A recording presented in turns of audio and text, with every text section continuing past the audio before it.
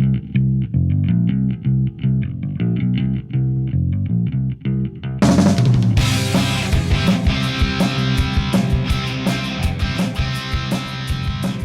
afternoon or evening, depending on what side of the pond you're on, and welcome to Across the Pitch. My name is Phil Kennedy, and I'm joined by Tony Robinson for an extra special interview today, as we have both AFC Community Relations Director and also Head Assistant of the Youth Academy, Craig Rutherford, on the line with us. Welcome to the show, Craig. Oh, thank you for having me. Yeah, it's a pleasure to have you on the show, Craig. We're looking forward to learning more about Barrow AFC, and we're looking forward to some good information from your end, because we're like sponges here. We need to get more information, and that's where you come in today. Good. If I can help then. Yeah, and Barrow was our team of the month last month in February, and we usually try to line up kind of an interview where we talk to somebody from the club that is involved in the day-to-day operations, and kind of tell us a little bit about the history of the club, who the top players are, what's going on. And Barrow really has had a heck of a season going so far this year. What has it been like watching the success on the field as a member of the club? It's been very exciting, as you say. I'm in a very privileged position to be involved with the first team at training on a Friday, and then with match days as well. So part of the first team coaching staff, which as a Barrow lad, it's quite an honour really, and something that I'm very proud of, and learning from top coaches, from my next Premier League footballers as well, on the management team at Barrow now. So yeah, it's a very exciting time. As you say, things on the pitch have been going really well. Playing some very attractive football. They've got the nickname of Barrow Salona at the moment. That's great. That's good. I saw that you guys had some of that Barrow Salona merchandise. There were some T-shirts and mugs, isn't there? Yeah, there is. There's some sort of placement mats as well to put your cups on. T-shirts, as you say, so a little bit tongue-in-cheek, but as you said to me before I went live, keeping spirits high with it, really. And now that Barrow Salona scoring, you guys have kind of a three-headed monster here. You guys have three different guys who have 10 or more goals. The main guys right now for you have been Scott Quigley, who has 20 goals, John Rooney, whose brother people may have heard of, has 17 goals, and then Dior Angus has 10 goals. What's it been like to have three guys all having a season like that at once? I mean, any successful team needs the strikers to score goals. Luckily for us, both Dior and Quiggs have been doing really well. But to get a midfielder scoring at a level that John Rooney's been scoring at, that just obviously adds to your success. Quiggs has been absolutely brilliant for us this year. Added that physicality up front. Dior adds the pace, and they've both got into double figures, which is fantastic. And obviously John from midfield to get a midfielder in a double figure is on. What did you say was on again? Sorry. Is John playing more in the number 10 role and providing sort of the ball to the strikers, or is that where his strength is, do you think? Yeah, John's really good further up the pitch. He's probably one of the fittest players we've got in the team as well, to be honest. His work ethic's fantastic. But yeah, the further we get down the pitch, the more creative he can get, and obviously it's working for him with him getting the goals as well. He's a veteran really at the club, and I mean, obviously he's probably of a value not only on the pitch but in the dressing room as well, with the experience that he's had. Yeah, definitely. He's well travelled as John. He's played over in the States as well, and he's a character in the changing room. He likes a bit of a prank as well. Keeps spirits high amongst the lads. But they're all a very, very good set of lads. Really good to be around, really good to work with. So it is a very positive atmosphere. Now, we've talked about a lot of offense that's happening. It's certainly 47 goals between three guys is a lot. But you're doing a good job keeping it out of the net. Your goalkeeper, Joel Dixon, has 15 clean sheets. It seems like he's been on fire, too. Absolutely. I mean, if you can score them at one end and keep them out at the other end, you're on to a winner, aren't you? And Joel's is a very well respected and very well liked player at the club. He's been at the club for a lot of years.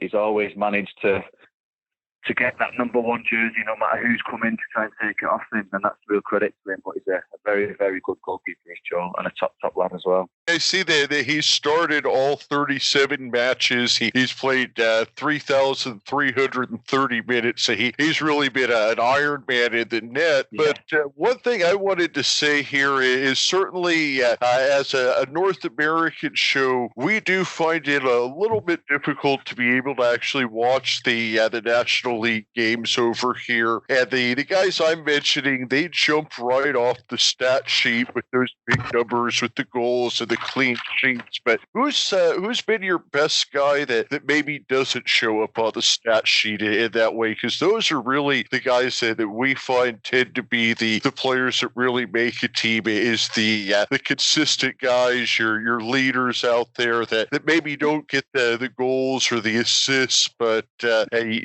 are the most important guys on the team. Who are some of those guys on your roster right now? Well, I think if I'm being really honest, the work ethic and the atmosphere that the gaffer's got around the team is that you can't have a successful team without the players who are not in the team giving their best at training and pushing everybody else.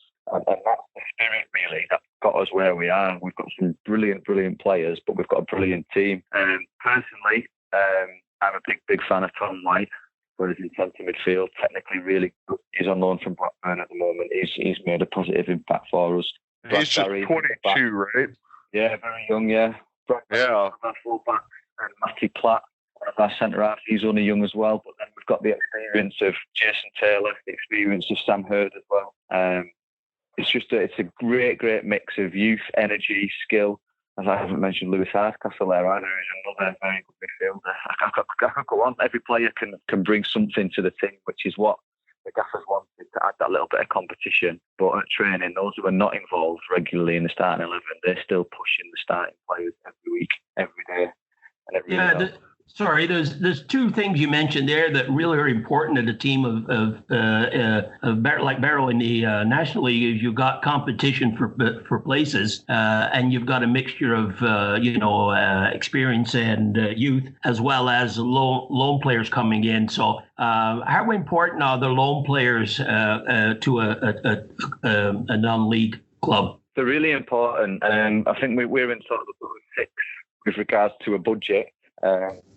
To attract players, so the loan players make a big difference in recruitment to enable you to get those numbers in, and the contacts and links that Ian Evatt and Peter Atherton have got from their playing days and their contacts within football. They've obviously got great relationships with some really big clubs, so they've helped us out. Even last season, with the likes of Tyler Smith at Restoring Davies on loan at us, and they've gone on now to go on loan to other football league clubs. So it's worked both ways, where the clubs loaning us the players know that our manager and our coaching staff are going to develop their players by playing football the right way, giving them some experience on the pitch, and then for us, we're obviously getting talented players. So one guy that you had mentioned before was Jason Taylor, and he seems to kind of be that veteran in the backfield. He's looking at your current squad. He's the one guy that, as Tony and I like to think, is on the right side of 30. And how important is it to have that veteran in the backfield there with all the young guys? I imagine he's just kind of that veteran rock that you have back there. He is.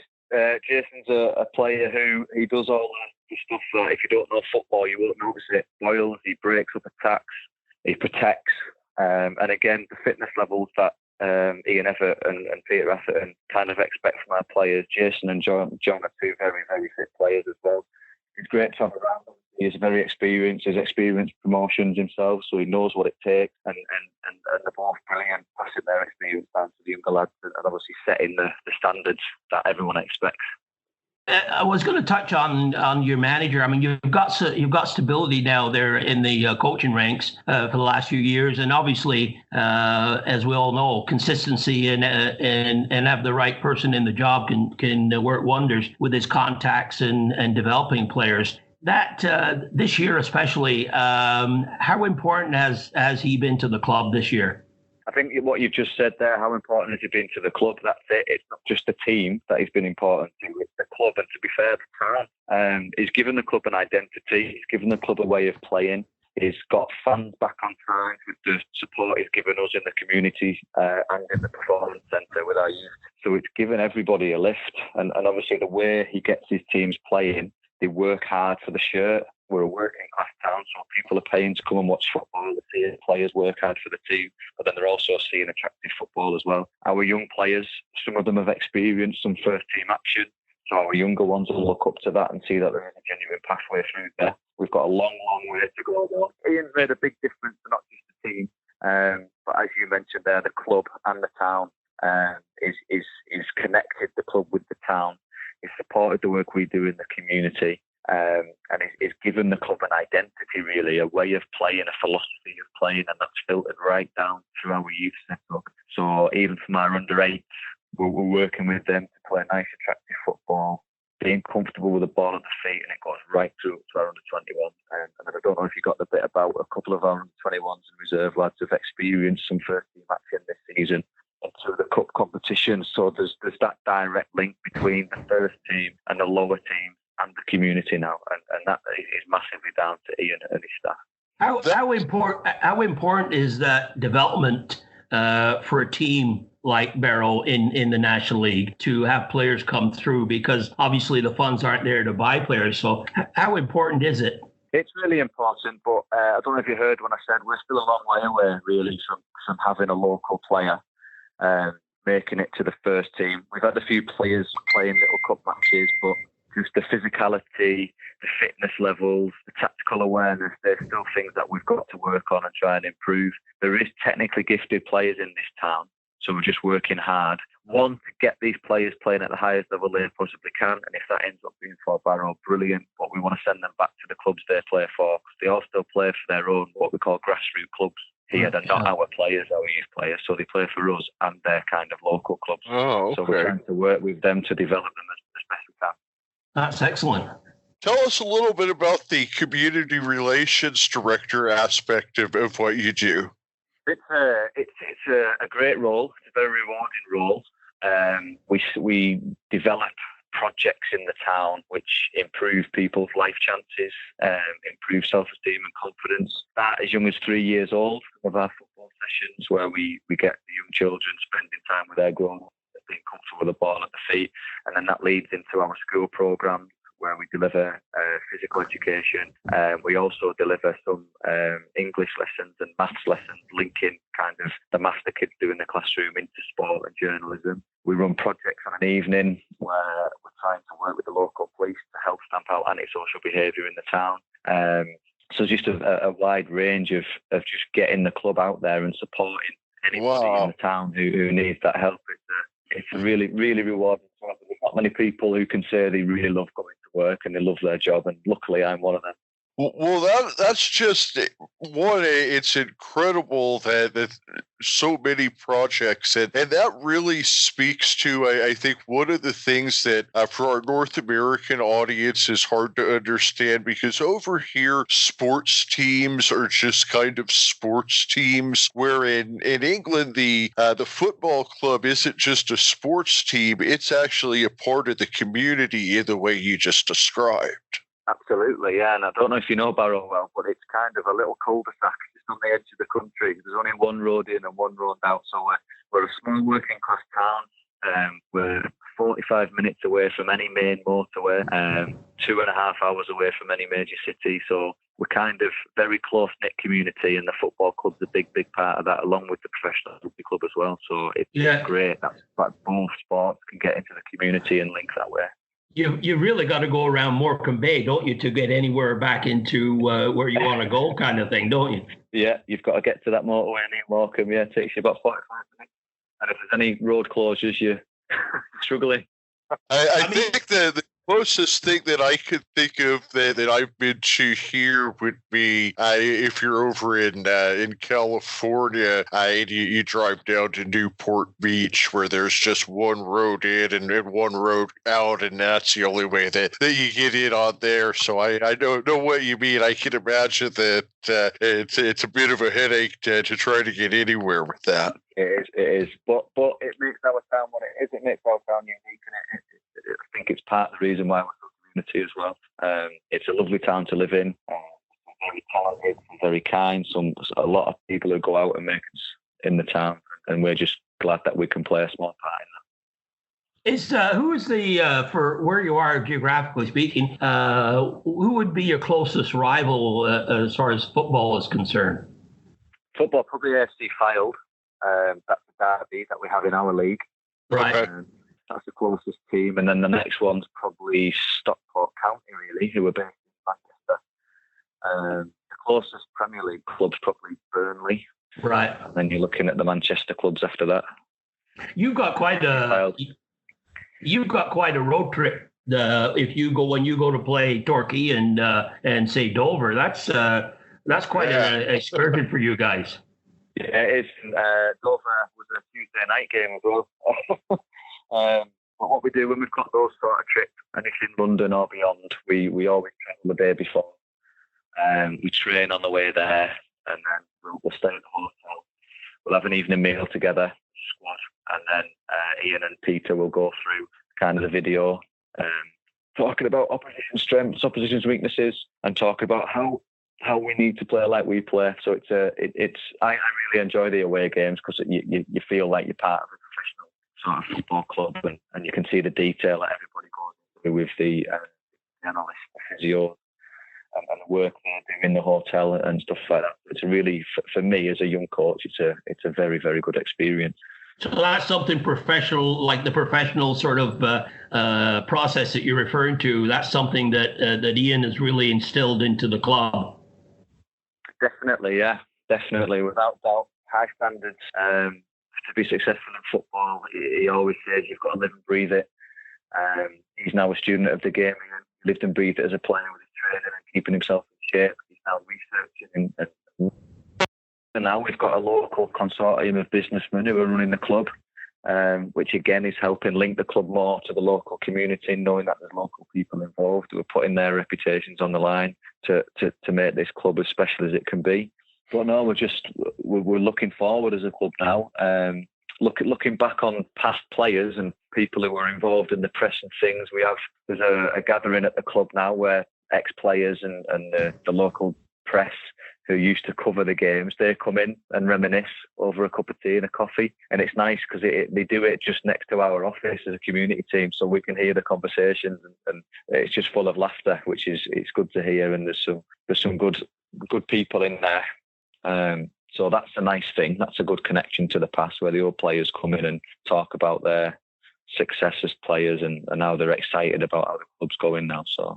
Yeah, and you've got, and like you mentioned too, local community ownership. I mean, that's so important in a place like Barrow, where you've got that ownership, and the locals can sort of relate and connect to it, and the people that own it know the community, and like Phil said earlier, it's important because it's like a community-based club, so it kind of all ties together, doesn't it? Definitely, yeah. It's made brilliant strides over the last 12 months in the local community, and a lot of it, as I said, was down to Ian Evatt's work to try and link the team with the fans a lot more. And then, like I said before, the local businessmen who have got involved. Paul Hornby, is that the current chairman? He's the current chairman, yeah.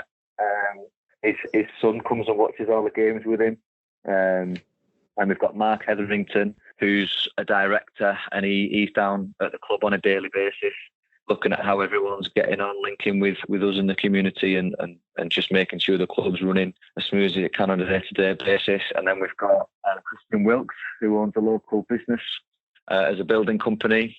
He's been in charge of a lot of the improvements that have gone on in and around. And we have Tony Shearer, who's our majority shareholder, who lives over in the States, actually.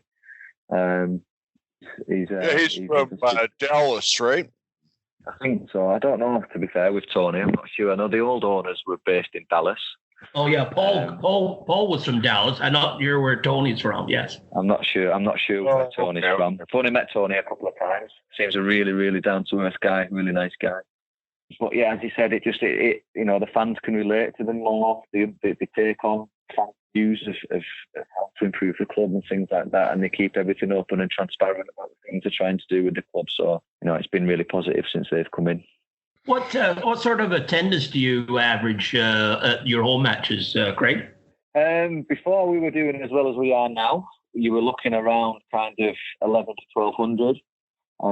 But our last few home games, we've broken the 2,000 mark more or less every game, and we've been to 3,500 at one of them. And before all this hit, we were looking at our last game of the season, our last home game. We were hoping for nearly 5,000. So, that's outstanding. The fans have started coming back, brilliant. Create a really positive atmosphere around the club as well. So yeah, it's been outstanding that. That's fantastic. And Holker Street, like you said, it can get up to about 5,000. And now one thing that I kind of wanted to come back to, because I don't think we maybe quite paid enough attention to this earlier, is just what a legend the gaffer Ian Evatt is. He had over 200 appearances for Blackpool, 148 for Chesterfield. Started off with Derby County back in 1999.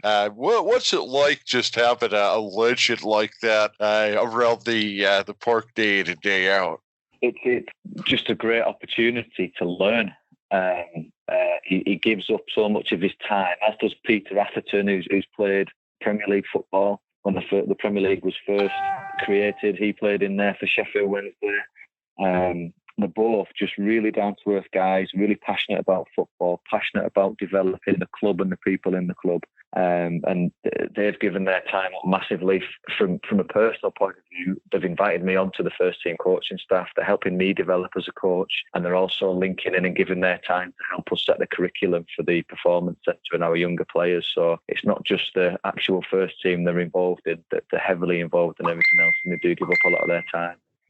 And so I just say it's just a measure of the men they are, really. They're both top guys, as well as top footballers and top coaches. So I was just going to say they're like the conductor. They bring all the orchestras together to make a nice, beautiful sound, and that's what they're doing on the pitch and in the community. Definitely, yeah. Couldn't agree more with that. But off the pitch as well. Yeah. The family men. They're interested in how your family is. They're just normal people, and they've been a real asset to the club. And personally, I've benefited from them being around so much. So I can't praise them both enough, really. Incredible, just how much that it can mean to a community to have the football club playing well, and it just kind of gives somebody a reason to smile on a Monday morning when they went out and saw a win on Saturday. Now, Tony, I think that right now might be a good time where we ask those really serious questions that you have. And these are questions that are more serious in Northern England than they would be anywhere else in the world. So Tony, I'm going to cue up the music here, and then go ahead and you have the floor. Okay, go ahead, cue. Okay, well, that's our money for the week spent on our sound effects. Anyway, Craig, we have a little section that we like to have some fun with the people who come on the program. Basically a rapid round, and we try to do it sort of northern centric. But number one question: Beatles or the Rolling Stones? Beatles. Mushy or garden peas? Garden peas. Right. Red sauce or brown sauce on your bacon butty? I don't have either. Oh, that's the first one. That's the first one for that one. Okay, we'll try it with your full English. Do you have with or without black pudding? Without. Okay, on the soap opera, Coronation Street or Emmerdale? Don't watch either of them. Okay. And We'll take that as a no. I thought when he first asked me about it, I thought they were kinds of soap, and I'm like, I don't know, do I want the dish soap or the laundry soap? And do you prefer natural grass or AstroTurf? Natural, by far. Okay, and the next section of questions I'm going to turn over to Phil because there's sort of a North American twist to it. Go ahead, Phil. Okay, so now we have the North American question today. The first one is actually Tony is originally from England, but he is now living in Toronto, Canada. And they have a food dish over there. It's called poutine, which is chips, gravy, and cheese curds. And the question is whether or not you think that that's something that would go well in Barrow. Would people like that there? Oh, chips and gravy, definitely, without a doubt. All right. I think that's a pretty universal one. Okay, and then I'm in Phoenix, Arizona, and so on our pepperoni pizza here, we like to put hot jalapeno peppers. Would you want your pepperoni pizza with or without hot jalapeno? Personally, without, because I can't handle hot food, but my brother loves hot food, so I imagine he would go with. All right. All right. And then we have one last one, which is our co-host Aaron, who actually he's not on this call, but he's actually originally from Australia and lives in Phoenix now, but he lived in London at one point, and he insists that Blur is better than Oasis. I tell him he's crazy. Oasis or Blur? Oasis. There we go. No argument. The reason that you Phil asked that question because he asked me about it and I asked him who was Blur, so I wasn't the one to ask that question. There's your answer. Oh, you're gonna get some letters about that one, Tony. They're not gonna be. Okay, on to the next topic. All right. One thing that I kind of wanted to come back to and touch on was just what are some of the most memorable games that you've had so far this season from a perspective? I mean, it's just been such a great run, top of the table, scoring goals off the hook, clean sheets. What are some of the most memorable matches that you go back and look for the highlights on? Notts County away is up there. Obviously, the history of Notts County as a football club, stadium they play in, to go away there and win comfortably and win well, and the way we played, that was excellent. Filed away on New Year's Day. I think we took just as many away fans as those home fans, and it was the first time we've beaten Filed in a competitive game. And then Maidenhead away was one where just everything seemed to click with the way we played, the patterns and everything.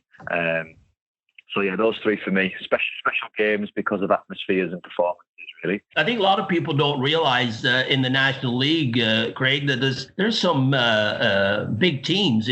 When you look down the list, you mentioned Notts County, obviously a founding member of the Football League. Yeah. You got Yeovil, Stockport County, Hartlepool, Torquay, Wrexham. I mean, that's not an easy league to get out of, is it? It's one of the hardest leagues to get out of. If we're honest, only the top team goes up, and then there's a playoff, so only two teams go up out of the league. And as you say, the amount of kind of ex-league teams that are in there, and the amount of teams have got so much more money than we have that are in there. And it just shows that Ian's belief in his philosophy and the type of player he brings in, it works.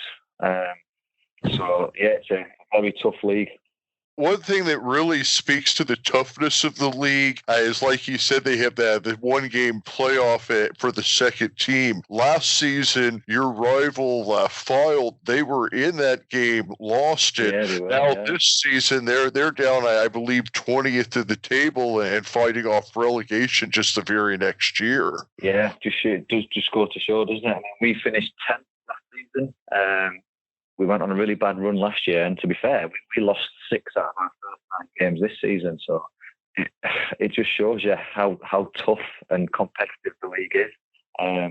Thankfully for us, we've gone on an unbelievable run since October, really.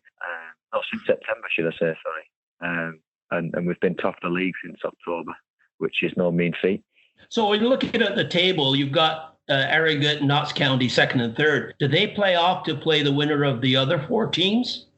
Yeah, I think it's a strange one, isn't it? Because the top second to seventh go in, so I think they have to qualify for like a semi-final, and the others play off to play against them in the semi-final. That's what I was wondering. I wanted to clarify that because it's a bit unusual, isn't it? Yeah, I think it's to add drama, add more games for BT as well, isn't it? And stuff like that. It's like with the Super League and the rugby, isn't it? Like you spend all season to win the league, and then you've got to do a playoff to be winners. Yeah, over here in North America, I'll tell you, you would really hate it because nobody wins the league ever by just winning the league. You have to first you basically play the league just to qualify for the playoffs, and then the league champion is determined by the playoffs. That's how they do it over here with the MLS and USL. We had Phoenix Rising, who is our local club over here. We won the league by about I think it was 40 points last year. They only lost three games all year. They ended up getting knocked out in the second round of the playoffs by some team that finished 50 points behind them. So, again, playoffs are frustrating, well, I'll tell you. I think can happen in one-off game, can't it? For me, if you're top of the league after 38, 40 games, the league table doesn't lie, does it? You're obviously the best team in that league if you've managed to finish top of the tree after all those games, home and away. Yes. But I understand the reason behind playoffs. I understand what they're there for, what they bring. But I'll always believe that if you're top of the league at the end of the season, you deserve to be there. The league table doesn't lie. Oh, and this getting the season completed is obviously of importance to everybody, and especially this year you're having such a good season because they certainly got to sort out the promotion relegation positions because your promotion now is the big one. It's to the Football League, so I mean, it's huge. Yeah, I mean, it doesn't get any bigger than that, and I've heard some announcements today that. I'm not sure. I'm guessing you probably haven't heard much more than we have at this point. But I just think they need to do whatever they can to get the season finished. Absolutely, I think and Ian's been on the radio saying that obviously we're biased because we're top of the league, so we want the season to be either finished or the league ends as it stands. There'll be so much kind of trouble, I think, if it's just voided. I can't see that being an option. Voiding the season. It's not. Well, I think a lot of people would like to see Barrow back in the league because of the history in the Football League and the fact they've been out so long. I think you've got a lot of people pulling for you. Well, hopefully, yeah. I don't think Harry would agree with you, but we get that. We were voted out of the league that many years ago. So we didn't finish in a relegation zone. We were just voted out. And obviously we've spent a lot of time out there and we've worked hard to get back to where we are. We believe we're the best team in the league. So fingers crossed we either resume the season or promotion and everything still goes ahead. But I can't see a world where we void a league.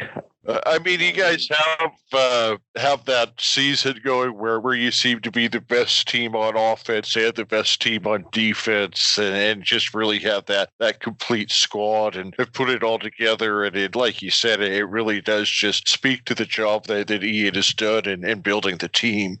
And also, it's going to build. I mean, if you get promotion to the Football League, that helps with recruitment too, doesn't it, for your manager? Definitely, yeah, absolutely. But it also helps Ian and Peter in their managerial careers because they've both played at the top level.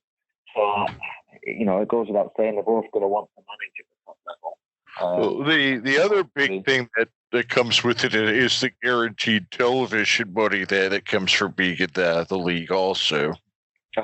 Yeah, you've got your Sky deal there, haven't you? We've had BT this year, and with how well we've been doing, we've had recently been on BT quite a lot. So yeah, every little bit of income will help, especially a club like ours where we're based. It'll certainly help. Yep. I did definitely want to ask you if there was anything that we hadn't asked you about that you wanted to make sure that we covered, because we are fairly new to our research and study of Barrow. So what did we skip over that was important, or what did we miss? I think you've done well. All right. Well, I really, really appreciate you taking the time to come on the show, Craig, and hopefully we can have you get on the future, and maybe once football is kicked off again and you guys are lifting that league trophy that you well deserve to lift, we can have you on the show again then. I wanted to mention, Craig, to continued success with your team. And like the rest of us, we certainly hope to see Barrow AFC in the Football League next year, and continued success and onwards and upwards.